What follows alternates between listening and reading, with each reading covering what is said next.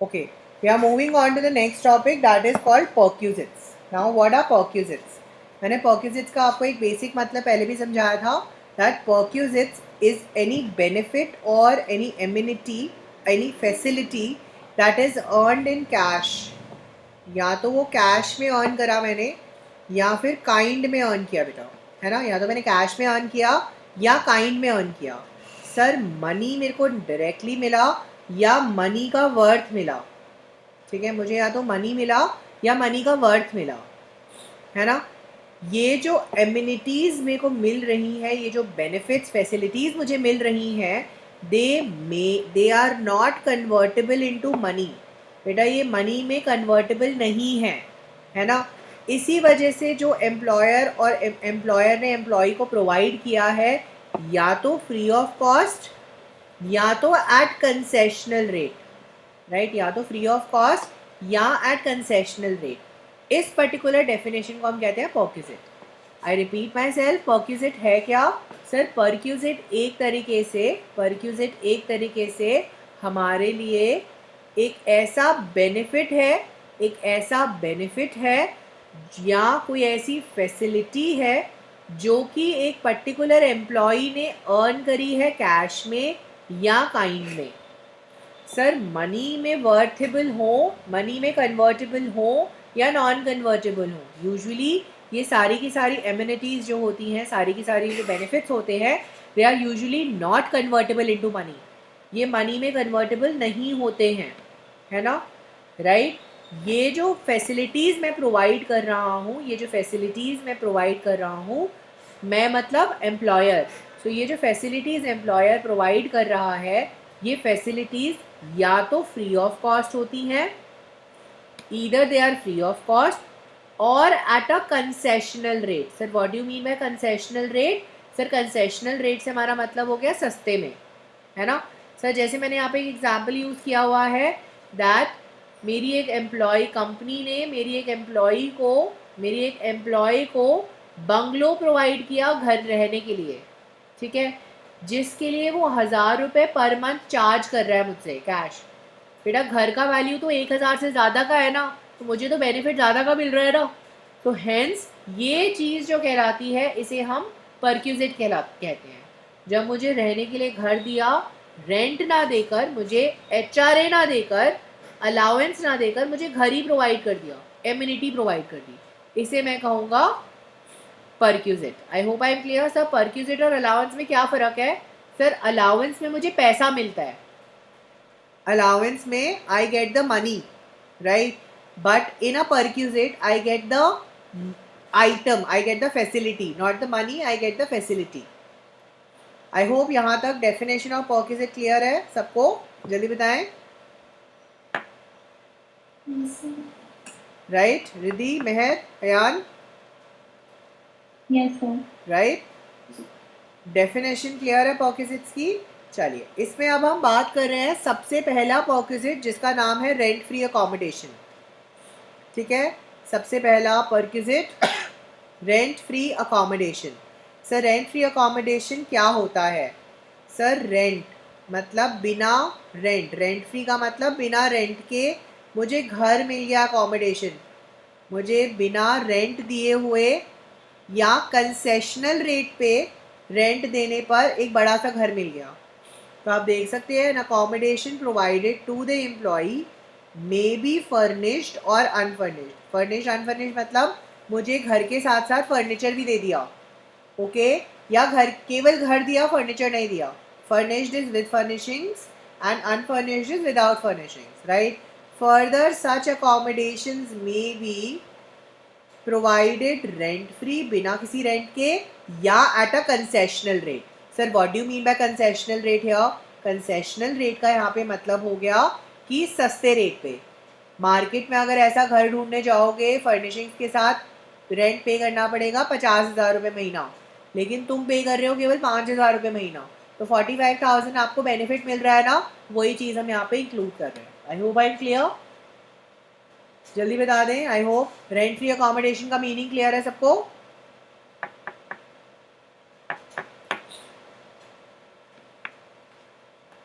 Yes, the meaning clear है. Yes sir. Okay चले, सबसे पहला केस जो हम बात कर रहे हैं यहाँ पे, तो case number 1 that talks about accommodation जो है मुझे प्रोवाइड किया गया है by the government.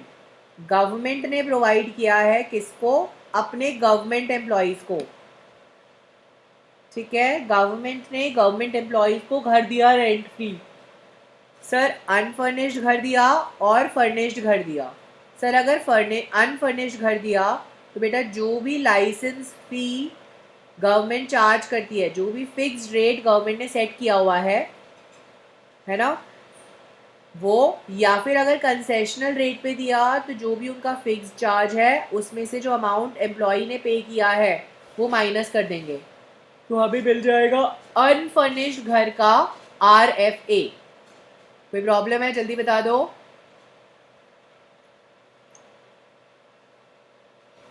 Right. Second चीज हमें बोली है फर्निश्ड। फर्निश्ड घर है तो बेटा हमें जो जो फर्निशिंग्स हमें मिली हैं, जो जो फर्नीचर हमें मिला है, सर उसकी कॉस्ट का 10% या फिर रेंट पर आनम, है ना, रेंट पर आनम, विच एवर द केस में भी, विच एवर द केस में भी वो एप्लीकेबल होगा। बेटा एक एग्जाम्पल के थ्रू समझा देता हूँ।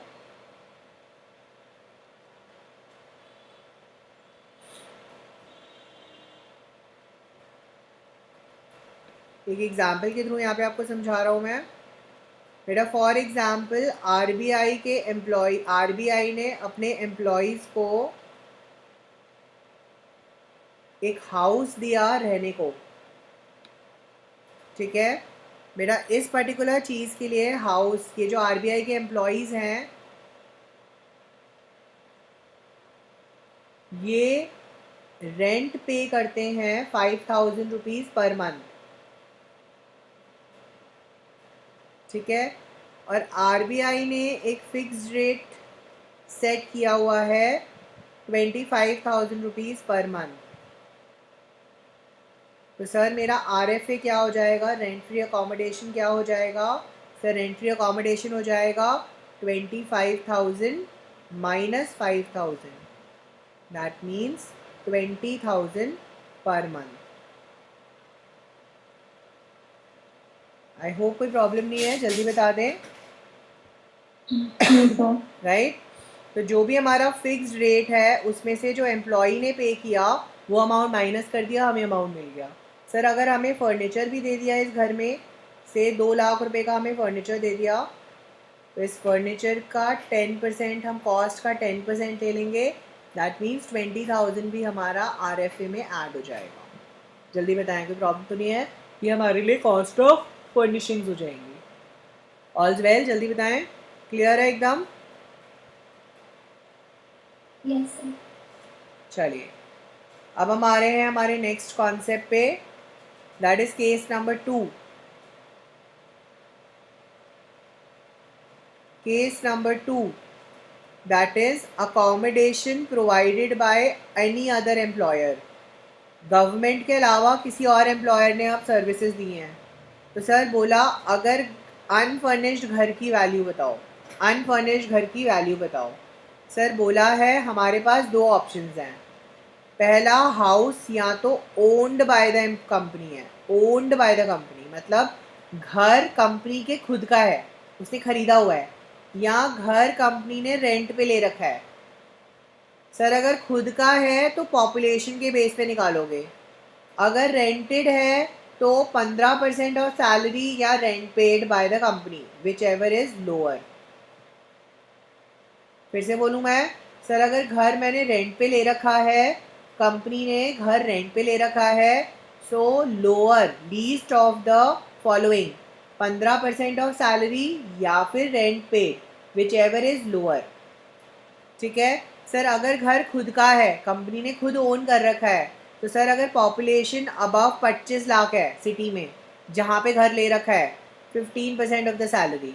सर अगर पॉपुलेशन 10 से 25 लाख के बीच में है तो 10% of the salary. Sir population 10 lakh से बिलो है, 7.5%, 7.5% ऑफ द सैलरी। सर आपको यहाँ पे एक चीज़ का हमेशा ध्यान रखना है कि अगर एम्प्लॉई ने कुछ कॉम्पेंसेशन पे किया है है ना, तो उसे हम हमेशा डिडक्ट करेंगे वाइल कंप्यूटिंग द RFA।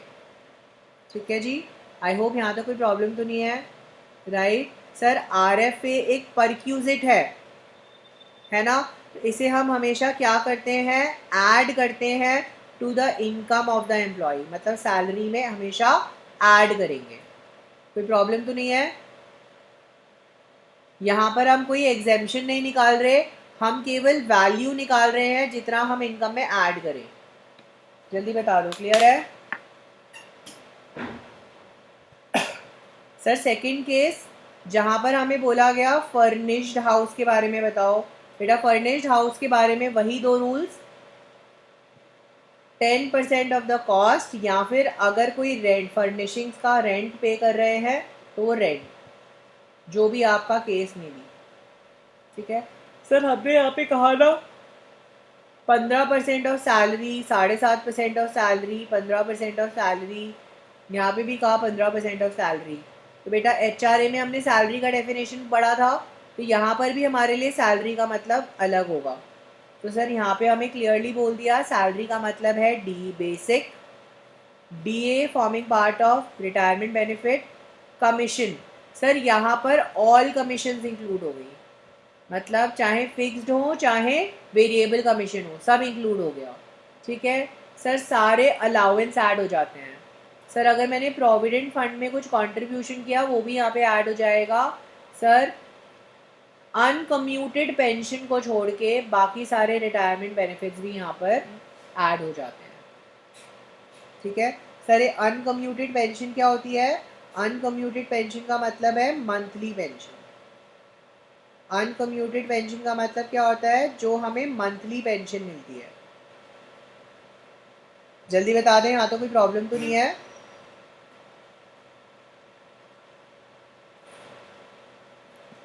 हाँ जी, यहाँ तो कोई प्रॉब्लम तो नहीं है किसी को भी, मेहर, रिद्धि, अयान। चलिए, let's now do the tough part and let's now try to solve some questions. Right, actually it's not tough, easy सा ही है। जल्दी से इसके भी क्वेश्चंस कर लेते हैं।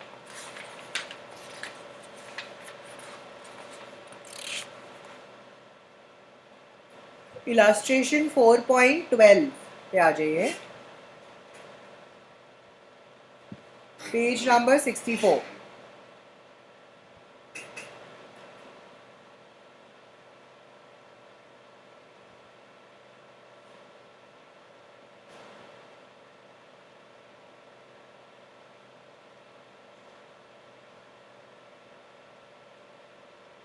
Illustration 4.12, page number 64. I hope everyone can read the question.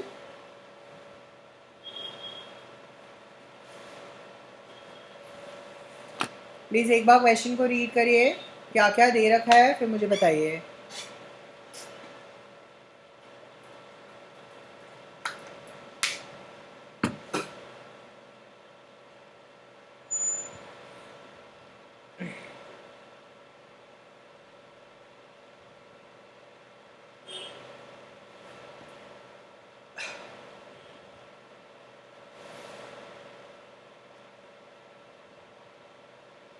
Done with the reading of the question?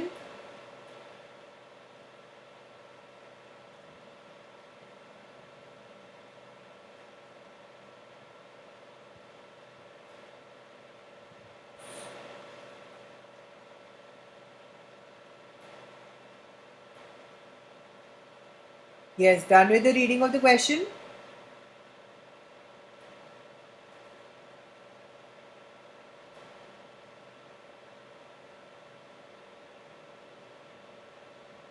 Oh, so this has both allowances and corporate. So Yes. flexible contract. Sorry? So I'm saying it has both, so it's literally difficult. We haven't done anything like this before. Yeah. चलिए, तो आपको question में यहाँ पे बोला हुआ है that basic salary is 24,000 per month, dearness allowance is 2,000 rupees per month, जिसके बारे में आपको बताया है कि 40% form part Then you have a lunch allowance of 400 per month. You have a medical allowance 1000 per month. You have a CCA, city compensatory allowance 600 per month. And you have children education allowance, CEA, children education allowance 360 per month for 2 children. Right इसके साथ साथ आपको बताया है बेटा he is provided with an RFA, उसे rent free accommodation provide हुआ है सर उसको फर्नीचर प्रोवाइड हुआ है और फर्नीचर का कॉस्ट है 2 लाख रुपीज़, ठीक है, which have and 2 AC provide हुए हैं उसे, जो कि कंपनी ने 4000 रुपीज़ पर एनम पर AC का रेंट पे करती है। आई होप कोई प्रॉब्लम तो नहीं है, यहाँ तक का एनालिसिस क्लियर है?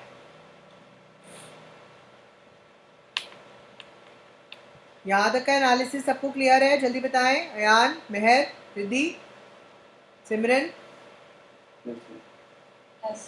चलिए अब आपको यहाँ पे 3 केसेस दिए गए हैं, ठीक है सर। केस नंबर 1 हमें बोलता है कि अगर मैं गवर्नमेंट एम्प्लॉई हूँ और मेरा RFA जो है वो 1000 रुपीज़ पर मंथ है, फिक्स्ड है, ठीक है, ये मेरा फिक्स्ड रेट मुझे दे रखा है, ठीक है। बोलता है मैं एक RBI का एम्प्लॉई हूँ,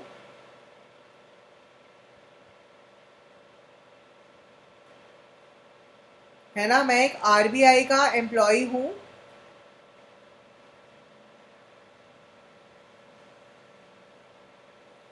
राइट। उसके बारे में मुझे बोला है कि मेरे को 10,000 and the accommodation has been taken on rent. बेटा कंपनी ने रेंट पे घर ले रखा है और रेंट कितना है 10,000 रुपीज़ पर मंथ। और थर्ड केस में मुझे बोला है मैं XYZ लिमिटेड में काम करता हूँ और कंपनी ने XYZ लिमिटेड में काम करता हूँ और अगेन कंपनी ने रेंट पे ले रखा है एट 10,000 रुपीज़ पर मंथ। जल्दी बता दे, कोई प्रॉब्लम तो नहीं है सर? इसके अलावा मुझे एक चीज़ और बोला उन्होंने, ये तो A पार्ट हो गया सर। दूसरा पार्ट बोला अगर मैं 115 BAC में इन्वॉल्व हूँ, अगर मैं 115 BAC के लिए ऑप्ट करता हूँ, है ना, बोलता है तो भी मुझे मेरी वैल्यूएशन बताओ, तो भी मुझे मेरी वैल्यूएशन बताओ। आई होप कोई प्रॉब्लम नहीं है, जल्दी बता दें, कोई प्रॉब्लम तो नहीं है सर? अगर मैं 115 BAC के लिए ऑप्ट करता हूँ सर तब भी मेरे लिए RFA टैक्सेबल है, सर तब भी मेरे लिए RFA टैक्सेबल है। तो RFA की वैल्यूएशन में 115 BAC हो या ना हो मेरे लिए कोई ख़ास चेंजेस नहीं है ना। बस एक चेंज आएगा जब हम सैलरी का कैलकुलेशन करेंगे, ओके, और वो भी केवल एक ही जगह चेंज आएगा। कहाँ पे बता सकते हो, कहाँ पे चेंज आएगा?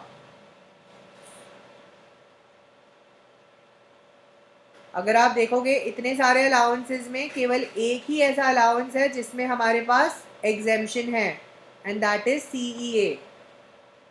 यहाँ पर ही हमारे पास केवल एग्जेम्पशन है।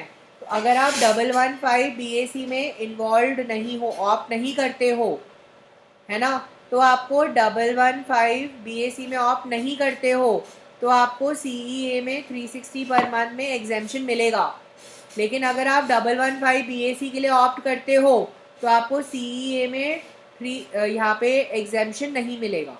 That's the only difference we are going to have in this question. Question को सॉल्व करना स्टार्ट करें बेटा। हाँ जी, क्वेश्चन को सॉल्व करना स्टार्ट करें। तो सबसे पहले हम स्टार्ट करते हैं केस नंबर 1, ठीक है ना।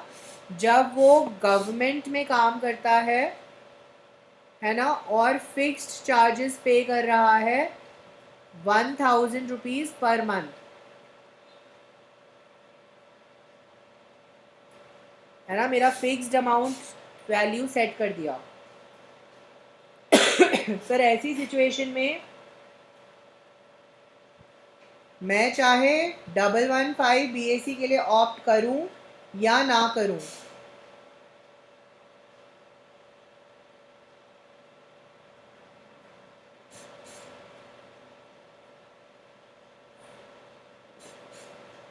There will be no change in the answer, the answer is going to be same. तो आप देख सकते हो बेटा, अनफर्निश्ड हाउस का एक्सपेंस क्या है।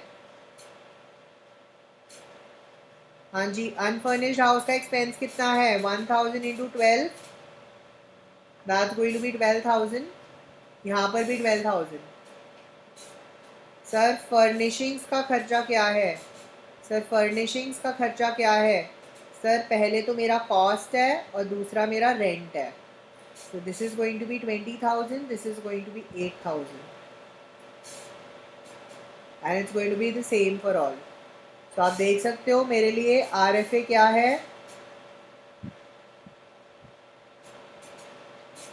Sir, it's going to be 28,000 plus 12,000, that is going to be 40,000. I hope यहाँ तक कोई प्रॉब्लम नहीं है। अगर मैं गवर्नमेंट एम्प्लॉय हूँ तो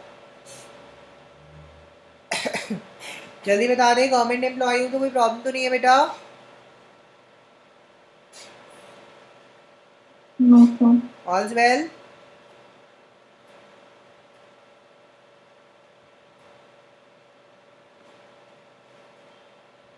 Case number 2 and 3.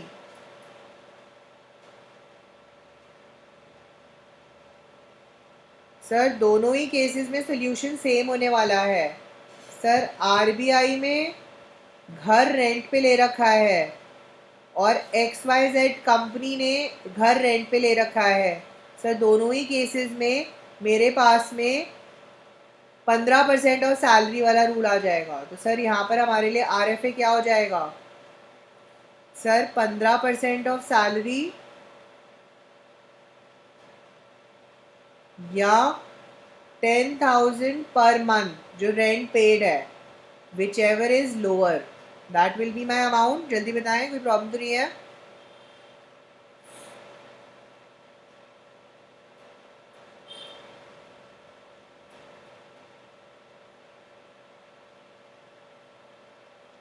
जल्दी बता दें, कोई प्रॉब्लम तो नहीं है।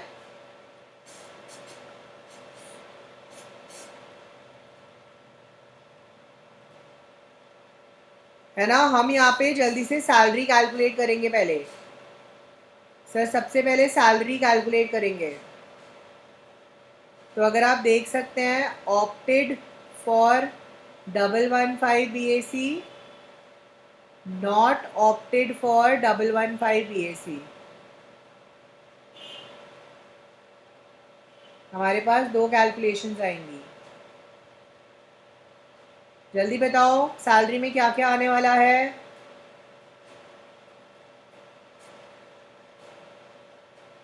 बेटा बेसिक सैलरी आने वाली है 24,000 per month. Sir DNS allowance आने वाली है केवल 2,000 का 40%। 2,000 का 40% कितना होगा, 800। हाँ जी, यहाँ तो कोई प्रॉब्लम है। सर सारे अलाउंस आने वाले हैं।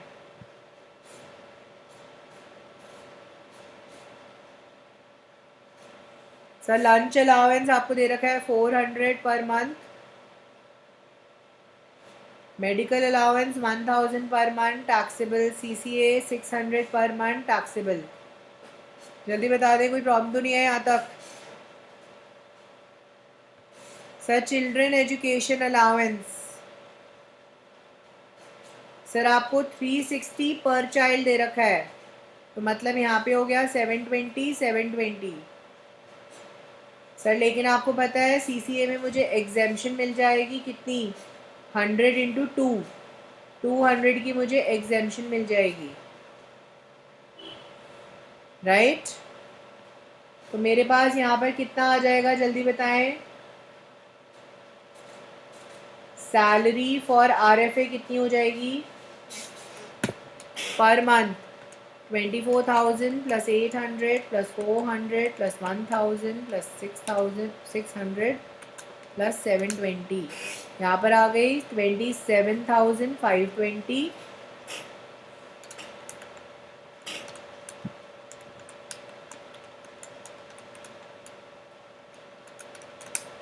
और यहाँ पर आ गई 27,320. जल्दी बता दें, कोई प्रॉब्लम तो नहीं है यहाँ तक? Riddhi, Mehar, Simran, Ayaan, just as the same way we did yesterday, right? Sir I hope clear है. चलिए, इसके बाद में मुझे यहाँ पे क्या निकालना है बेटा? I have to take out R F A. R F A is going to be 15% और 10,000. तो अगर आप देखेंगे मेरी सैलरी कितनी है, 27,520 का 15% दैट इज 4128. 27,320 का 15% दैट इज 4098 या 10,000. बेटा बता दे लोअर क्या है? 4128 and 4098. Am I clear?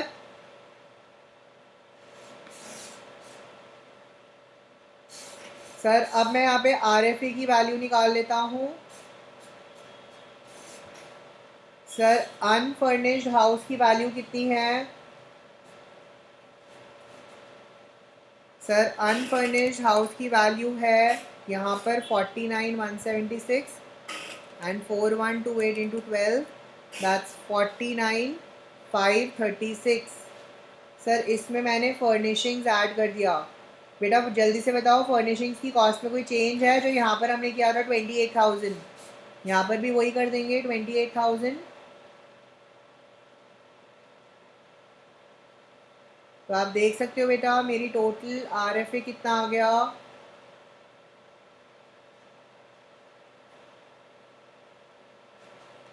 $49,536 plus 28,000 that is 77,536. 49,176 plus 28,000 that is 77,176. I hope कोई प्रॉब्लम नहीं है. जल्दी बता दें यहाँ तक. इलास्ट्रेशन 4.12 क्लियर है सबको? हाँ. सॉरी, फिर से Riddhi. So the last part of हाँ what did you do like? बेटा ये मेरा पर मंथ था ना, ये मेरा पर मंथ आर एफ ए था ना, ये मैंने टोटल आर एफ ए निकाल दिया. Okay. ठीक है ना? This is my per month are F ए जो मैंने कैलकुलेशन किया और इससे मैंने यहाँ पे टोटल निकाल दिया. I hope this illustration is clear.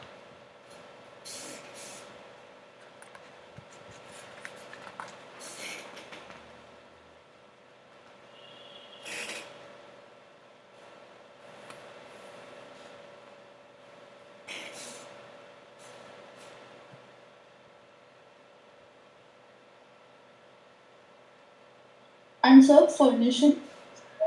हाँ हाँ, फर्निशिंग्स इज द सेम बेटा. 2 लाख का 10% and 4,000 into 2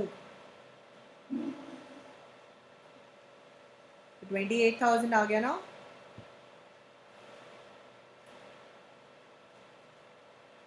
right Riddhi, clear है? Yes sir.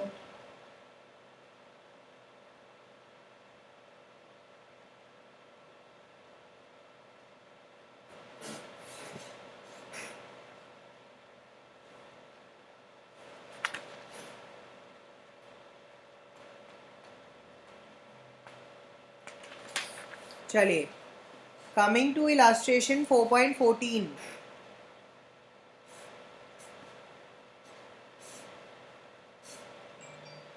Once you are done with the question, let's move on to illustration 4.14.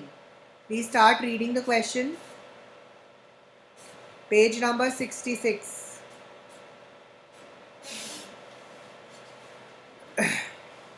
You can see here that R submits the following information. आपको basic salary question में given है बेटा 15,000 per month.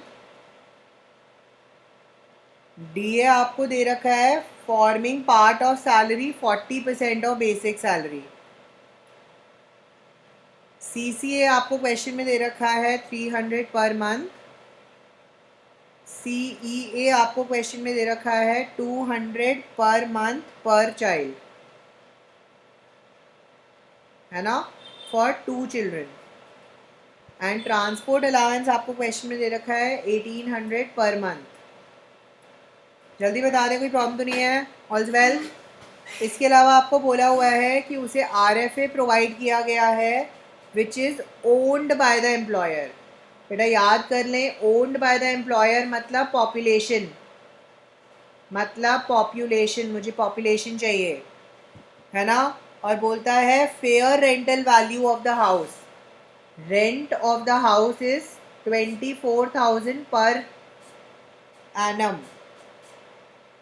बेटा जल्दी से बताओ, क्या इस इंफॉर्मेशन की मेरे को ज़रूरत है कहीं पे भी? क्या इस 24,000 का कुछ भी कहीं पे भी कुछ भी होने वाला है क्या?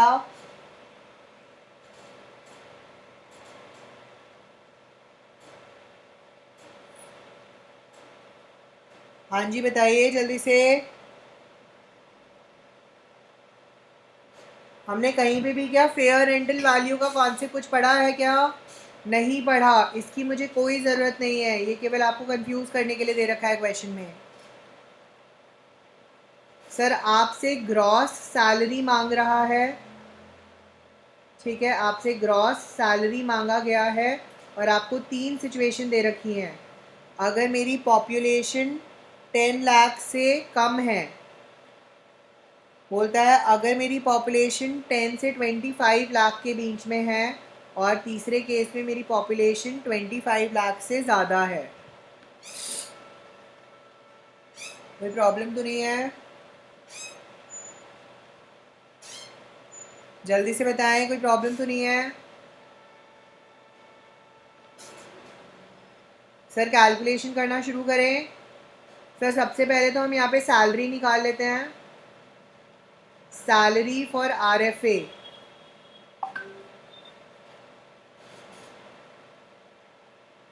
Right, salary for RFA. जल्दी बताएं सैलरी फॉर आरएफए क्या होगी? हाँ जी रिद्धि, कैसे निकालेंगे?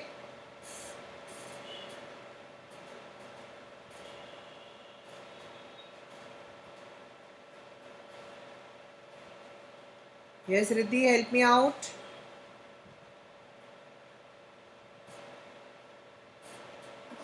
सर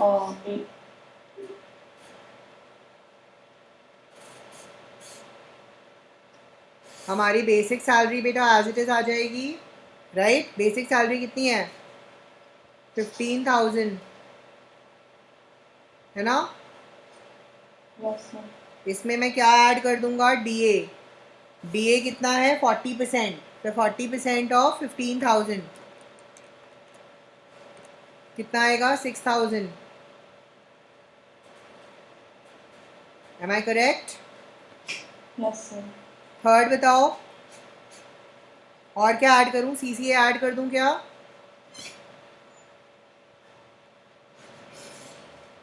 तो सीसी बेटा सीसीए सिटी कॉम्पनसेटरी अलाउंस, सारे अलाउंस ऐड करेंगे हम, है ना। तो ये 300 भी ऐड हो जाएगा। सर सी ई ए चिल्ड्रन एजुकेशन अलाउंस, बेटा बोलता है 200 पर मंथ फॉर 2 चिल्ड्रन, मतलब 400 है, मतलब 400 है, बट एग्जेम्प्टेड कितना है? 100। 100 पर मंथ पर चाइल्ड, है ना। तो 2 बच्चे हैं ना, तो 200 एग्जेम्प्ट हो जाएगा। यस। राइट। इसके बाद में जल्दी से बताएं, ट्रांसपोर्ट अलाउंस है नेक्स्ट। ट्रांसपोर्ट अलाउंस इज 1800, वो भी आ जाएगा ना यहाँ पे, कोई प्रॉब्लम तो नहीं है?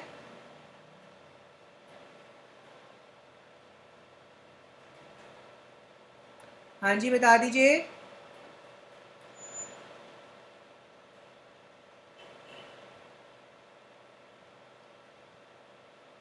यहाँ तक कोई प्रॉब्लम तो नहीं है? सर इसका टोटल करेंगे कितना आएगा?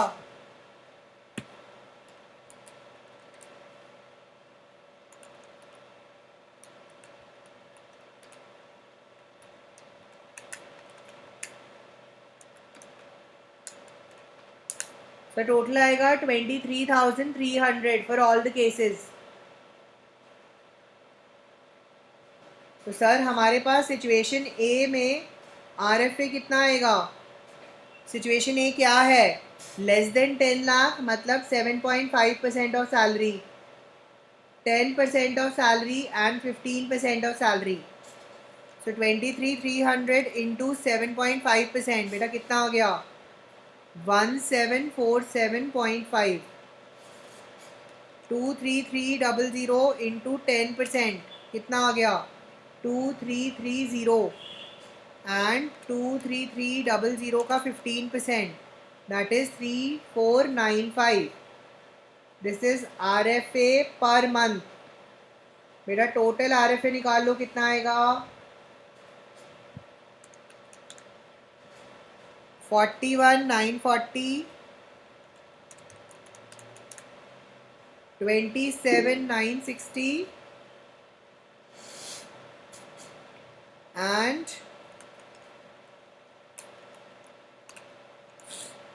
20,970। yes Meher?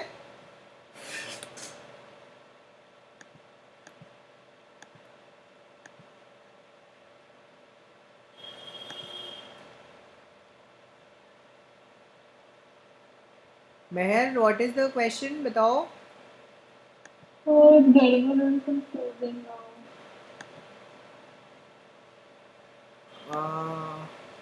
Getting confused where? बेटा देखो हम यहाँ पे सीधा सीधा The given calculation of C given on the basic data I just calculated the value of salary, है ना? तो मुझे पता है कि सैलरी मेरे लिए सबके लिए सेम होने वाली है ना? राइट तो मैंने देखो यहाँ पे केवल सैलरी टोटल में पर मंथ में कैलकुलेट कर ली। देखो जो डेटा गिवन है बस उसको सिंपली ऐड कर लिया। अगर मेरे पास कोई एग्जेम्पशन है तो वो एग्जेम्पशन माइनस कर ली। Okay But sir, I think कभी गवर्नमेंट एम्प्लॉई है, कभी फुलनेस है, कभी अनफुलनेस है, तो ऐसे पूरा घूम गया है। अच्छा बेसिकली मतलब देखो कि हमने यहाँ पे दो चीज़ें बोली कि अगर एक गवर्नमेंट एम्प्लॉई है, अगर यहाँ पे अगर कोई गवर्नमेंट एम्प्लॉई है ना, अगर आपका एक गवर्नमेंट एम्प्लॉई है तो बेटा उसके लिए हमें फ़िक्स चार्ज दे रखा होगा, तो उसके लिए तो मुझे ज़्यादा दिमाग मारने की ज़रूरत ही नहीं है। बट अगर मेरे पास नॉन गवर्नमेंट एम्प्लॉई है, ठीक है, उस केस में मुझे दो केस दे रखे हैं बेटा। वो बता रखा है हाउस के ऊपर, हाउस अगर ओन्ड है या हाउस अगर रेंटेड है। बट हाउस अगर ओन्ड है तो बेटा मैंने बोला पॉपुलेशन देखो, सिटी का पॉपुलेशन देखो। तो सिटी के पॉपुलेशन में मुझे तीन केस बोले, below 10 lakh, 10 to 25 lakh and 25 lakh above. तो बोलता है 7.5% of salary, 10% of salary, 15% of salary. I hope कोई प्रॉब्लम नहीं है यहाँ तक। सर अगर घर रेंटेड है, कंपनी ने रेंट पे ले रखा है घर, ओके, तो बोलता है 15% ऑफ सैलरी या रेंट जो हम पे कर रहे हैं। रेंट कौन पे कर रहा है बेटा? कंपनी जो पे कर रही है, रेंट पेड बाय कंपनी, है ना? इन दोनों में से जो भी लोअर होगा वो हम इसमें से RFA ले लेंगे। बस दैट्स द रूल। जल्दी बताओ कोई प्रॉब्लम है यहाँ तक? रूल में कोई प्रॉब्लम है?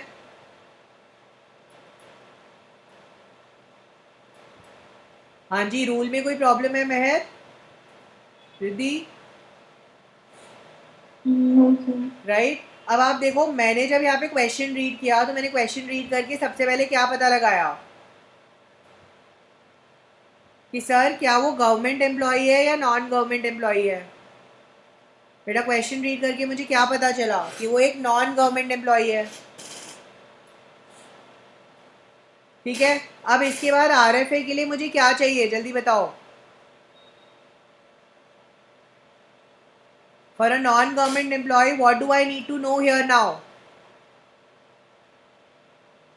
कि whether the house is owned or whether the house is owned or whether the house is rented। तो बेटा मुझे क्वेश्चन में बता दिया घर रेंट ओन्ड है, सर अगर घर ओन्ड है तो मुझे क्या चाहिए क्वेश्चन में? सिटी की पॉपुलेशन चाहिए। तो बेटा उन्होंने 3 केस दे दिए, population A, population case A, case B, case C. ये मेरा केस ए है, ये मेरा केस बी है, ये मेरा केस सी है। कोई प्रॉब्लम? जल्दी बताओ। तो मैंने यहाँ पे तीनों इंडिविजुअल केसेस के लिए आरएफए की वैल्यू निकाल दी। सर अगर आप देखोगे, सर यहाँ पे पर मंथ सैलरी तो सबकी सेम आई है, तो आपने 3 अलग अलग कॉलम क्यों बनाए? सर अलग अलग 3 कॉलम केवल इस कैलकुलेशन के लिए बनाए। जल्दी बताएं, समझ आया?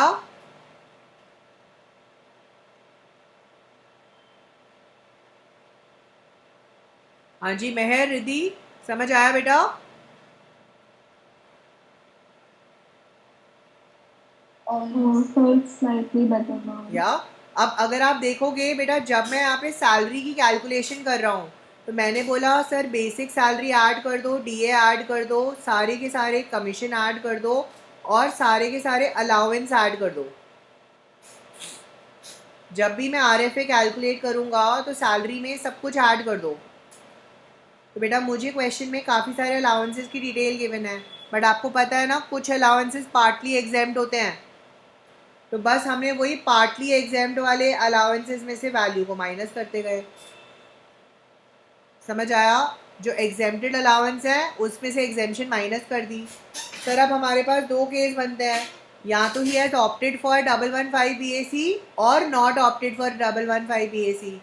सर अगर ऑप्टेड फॉर 115 BAC है तो हम ये एग्जेम्पशन देंगे, लेकिन अगर नॉन ऑप्टेड फॉर 115 BAC है तो हम ये एग्जेम्पशन नहीं देंगे, हम इसमें से एग्जेम्पशन को ऐड बैक कर देंगे। जल्दी बताएं, कोई प्रॉब्लम तो नहीं है?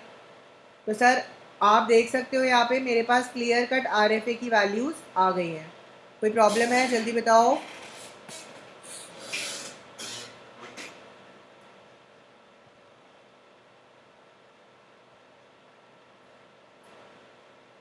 हाँ जी कोई प्रॉब्लम है? जल्दी बता दीजिए।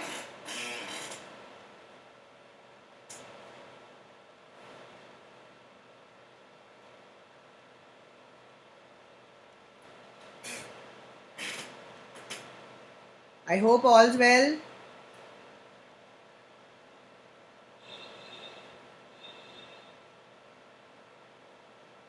चलिए अब मैं यहाँ पे ग्रॉस सैलरी की कैलकुलेशन आपको करवा रहा हूँ।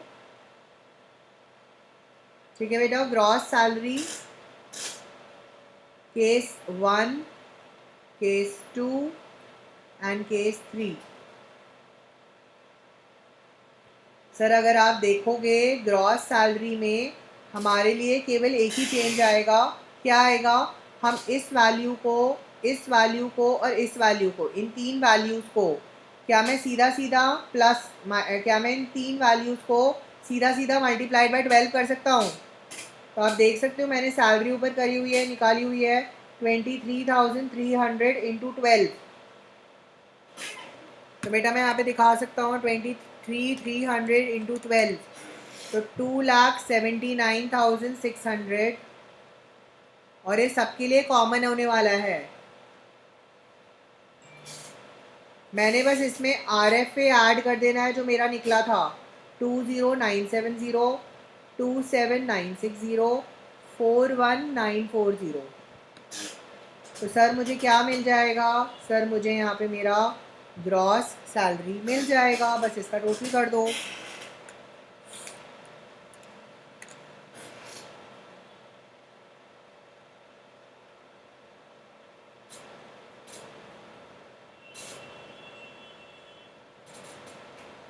ये मुझे मेरा ग्रॉस सैलरी मिल गया। जल्दी बताएं, कोई प्रॉब्लम तो नहीं है? जल्दी बता दें, कोई प्रॉब्लम तो नहीं है?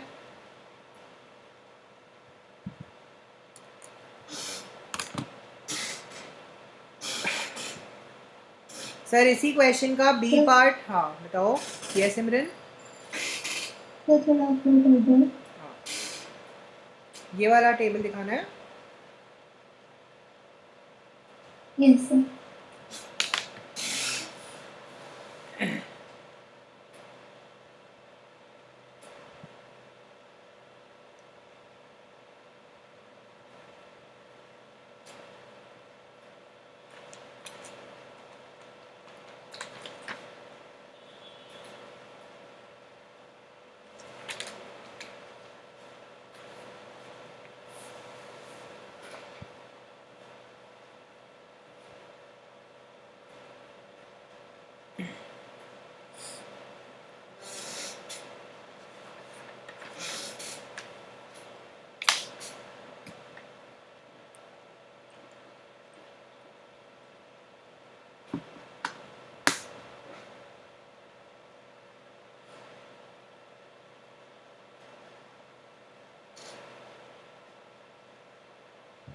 चलिए, आई होप नोटेड, कोई प्रॉब्लम तो नहीं है, जल्दी बताएं, कैन वी मूव अहेड?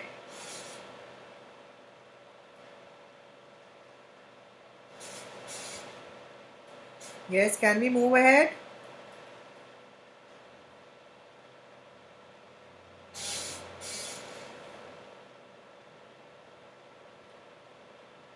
चलिए, I am moving ahead and moving discussing another question here, illustration 4.16.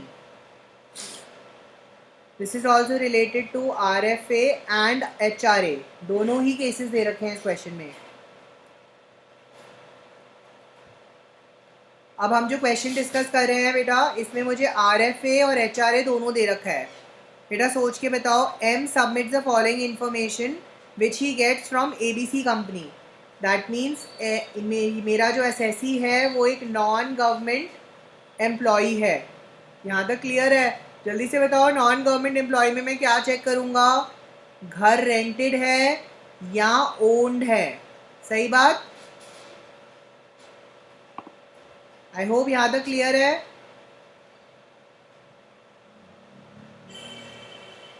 मुझे बेसिक सैलरी क्वेश्चन में गिवन है 40,000 रुपीज़ पर मंथ.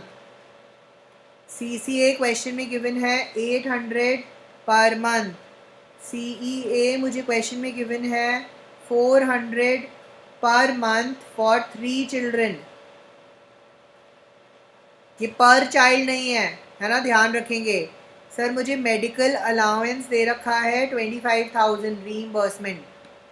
बेटा क्वेश्चन में बताया है कि उसे HRA मिल रहा है 16,000 रुपये per month from 1/4/21 to 31/8/21.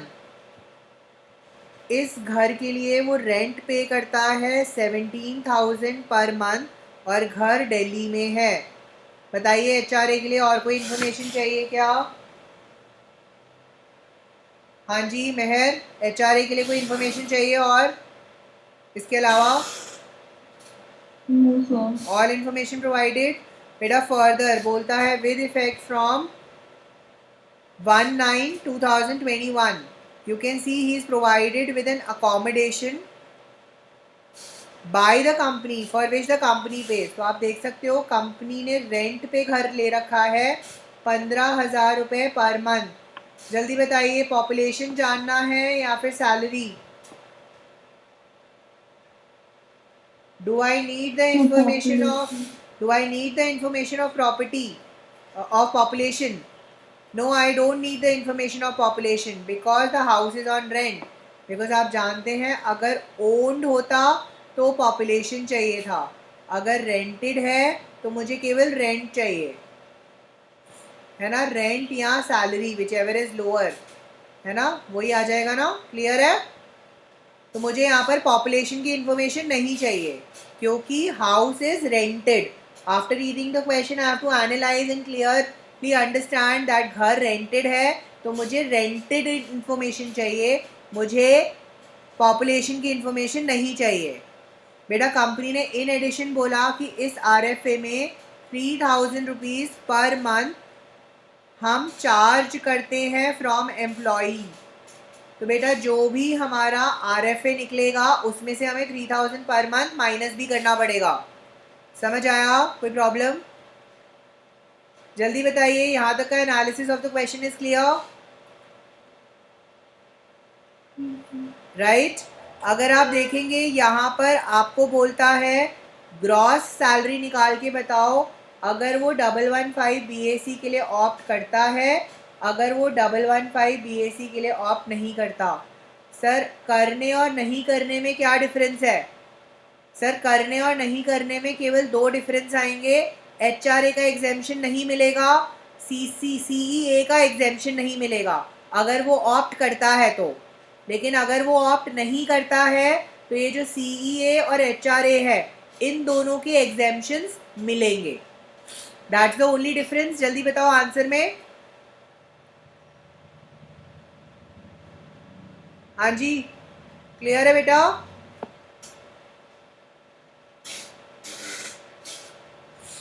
Let's try to find out the values first and then we'll do the thing. तो सबसे पहले तो मैं यहाँ पे सैलरी निकाल रहा हूँ फॉर HRA. जल्दी बताएं, एचआरए के लिए सैलरी निकालेंगे। बोला था आंसर, हाँ पूरे स्टोर या yes sir. I am calculating salary for HRA. What will be my salary for HRA?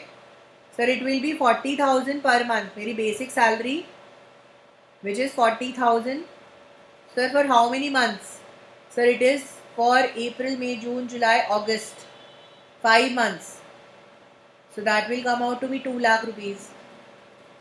Sir basic salary के अलावा और तो कुछ दे ही नहीं रखा, तो मतलब यही मेरी सैलरी है। सर एचआरए की exemption actual rent paid minus actual rent paid minus 10% and क्योंकि दिल्ली है तो 50% ऑफ सैलरी। सर एक्चुअल हो जाएगा कितना, एचआरए कितना है actual, 16,000 into 5। Sir rent paid 17,000, 17,000 into 5 minus 20,000 and 2 lakh का 50%।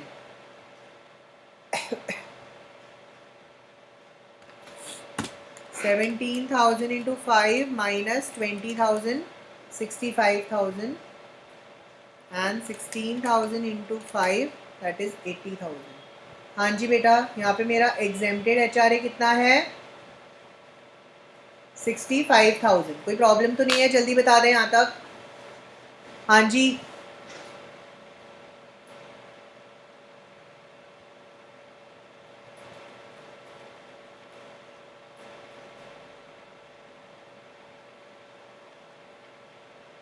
जल्दी बता दें, यहाँ तक कोई प्रॉब्लम तो नहीं है बेटा। ऑल्स वेल।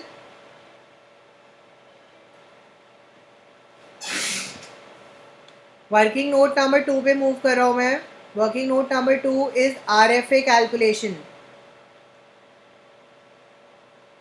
सर आरएफए कैलकुलेशन करने से पहले, क्योंकि मुझे पता है 15% ऑफ सैलरी या फिर rent paid which ever is lower हम यहाँ पे लेंगे, तो सबसे पहले तो मैं सैलरी निकाल लेता हूँ for RFA. Sir salary for RFA would be basic plus basic is how much, 40,000 है ना, basic salary is 40,000। Sir CCA 800। Sir CEA कितना हो जाएगा, 400। सर यहाँ पे एग्जामेशन भी मिल जाएगी, कितनी एग्जामेशन मिलेगी sir, 200।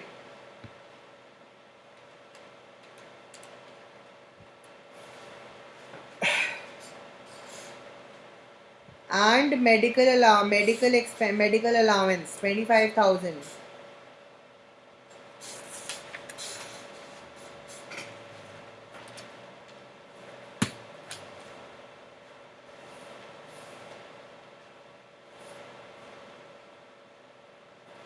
I am so sorry, this is not medical allowance, this is medical reimbursement, तो ये यहाँ पे इंक्लूड नहीं होगा। आई एम सो सॉरी, ये मेडिकल रीइंबर्समेंट है ना, आई एम सो सॉरी बेटा, ये मेडिकल रीइंबर्समेंट है, मेडिकल अलाउंस नहीं है, तो यहाँ पे ध्यान रखेंगे वर्ड्स को लेके। तो कितना आ गया, 40,000 प्लस 800 प्लस 200, आ गया 41,000। 41,000 का 15%,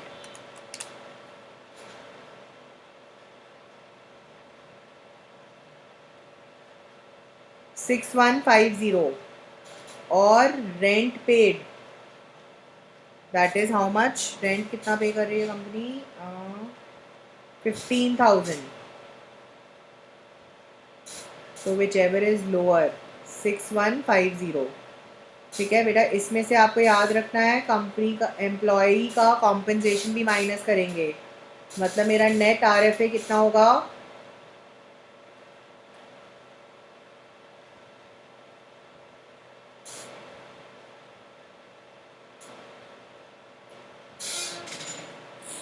राइट, नेट कॉम्पनसेशन कितना होगा, 3150। I hope I am clear, कोई प्रॉब्लम तो नहीं है? जल्दी बता दें यहाँ तक। आरएफए की salary calculation, RFA calculation clear है बेटा? हाँ जी, महर, रिद्धि, अयान, सिमरन।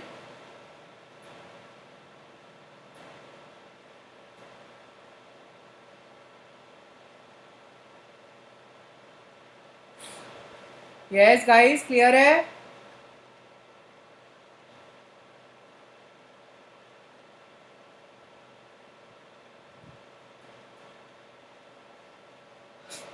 Hello So can we please just do this much for today because then it will be difficult to retain all of this. I know, but ये question तो complete कर लेना।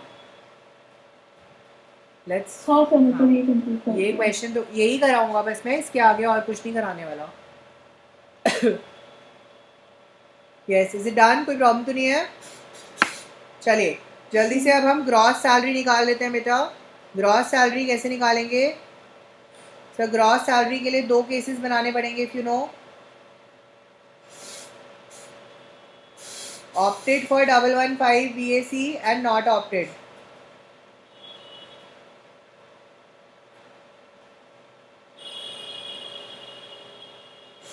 जल्दी बता दें, बेसिक सैलरी कितनी हो जाएगी?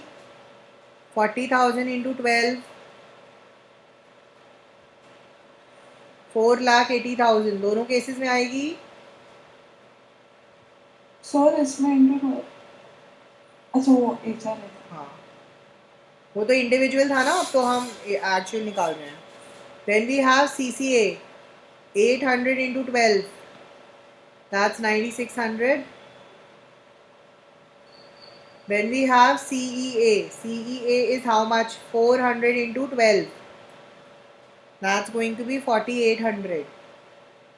सर इसमें से एग्जेम्पशन माइनस होगा। सर यहाँ पे तो कुछ भी नहीं होगा, लेकिन यहाँ पर हम 2400 माइनस कर देंगे। 200 इंटू 12। नेक्स्ट आप देख सकते हैं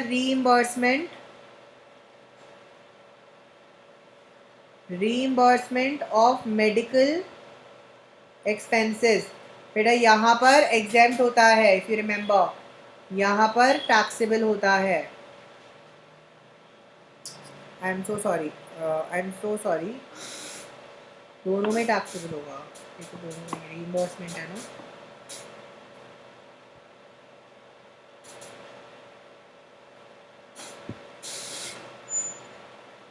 इसके बाद में बताएं HRA। सर एक्चुअली HRA कितना था? 16,000 इंटू 5, 80,000। सर एग्जेम्प्टेड कितना था? हमने अभी वर्किंग नोट में कैलकुलेट किया है, 65,000। यहाँ पे कुछ भी एग्जेम्प्ट नहीं होगा। कोई प्रॉब्लम है यहाँ तक? जल्दी बताएं। सर RFA आप ऑलरेडी कैलकुलेट कर चुके हैं, कितना RFA आएगा?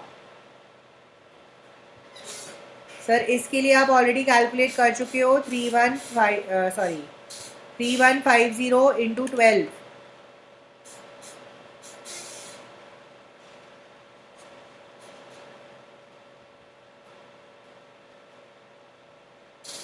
Sorry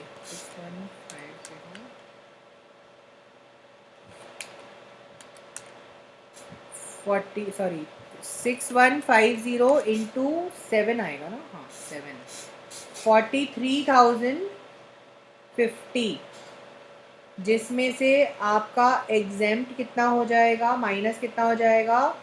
3,000 into 7, that is 21,000। कोई प्रॉब्लम है यहाँ तक? जल्दी बता दें।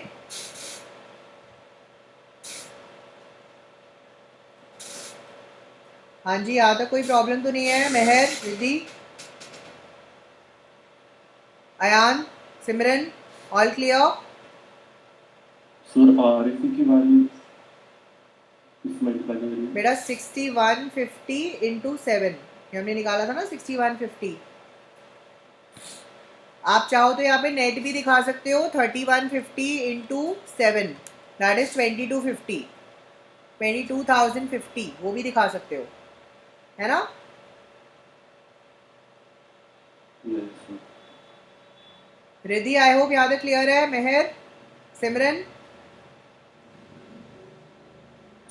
सर मतलब काइंड ऑफ ओके.